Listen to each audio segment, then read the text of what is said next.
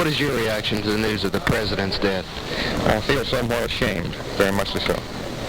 Certainly it's hurt the town of Dallas and Texas, and the whole nation should be ashamed of such a thing to happen in this country. I think it's one of the most horrible things that ever happened to this country. I thought we were more civilized.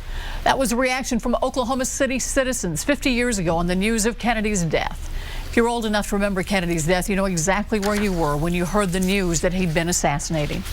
And joining me right now is a retired television cameraman, Don Boyles, who began here at WKY, moved to Texas, and you were running camera on this fateful day. In fact, you had been with Kennedy earlier in the morning when he had the breakfast. You'd broken down, your crew had broken down the camera gear. Right. You were having lunch when a phone call came. The station knew where we were.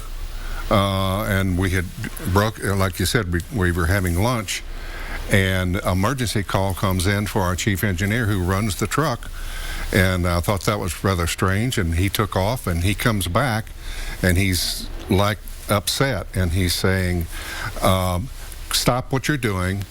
We've got to get to Dallas. We just heard that somebody took a shot at the president. And so you made your way to Parkland Hospital not knowing that the president had actually been shot, and pulled up your vehicle pulled up right next to the limousine before you rushed into the emergency room. And we carried a camera out. I carried one out. We set it up on a tripod. We went into emergency. The camera was we were recording all of this on videotape. Mm-hmm. We had an old black and white camera. We went in the door, and a station had sent one of our news people ahead of us.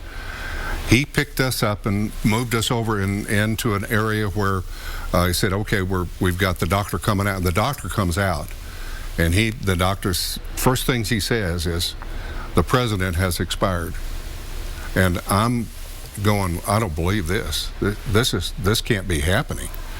And the next thing is, the newsman had asked about Governor Conley. Mm-hmm. And they said, he is in surgery, it's very serious, and we will give you details later.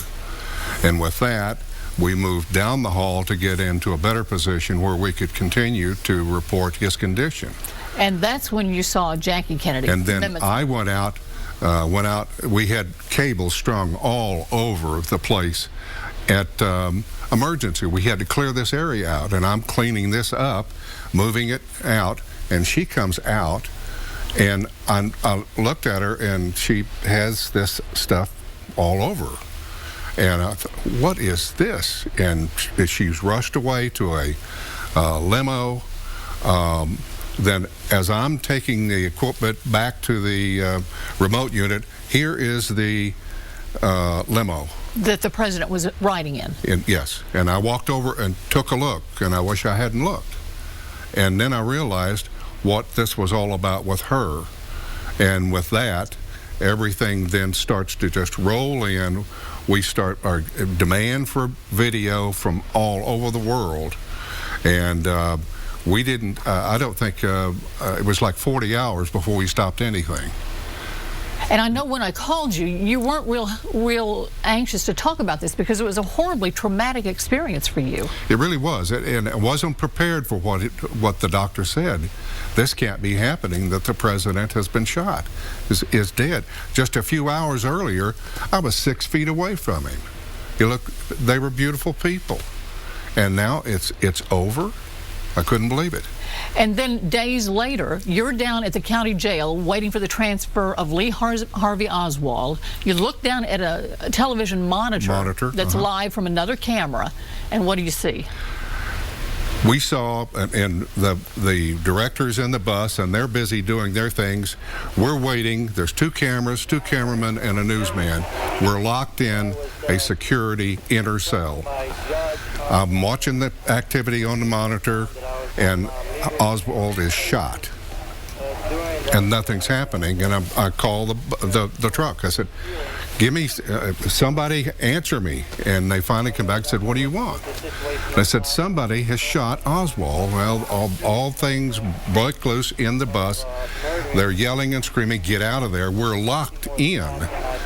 And he starts saying, where are they going to take it? They're going to take Oswald to Parkland Hospital.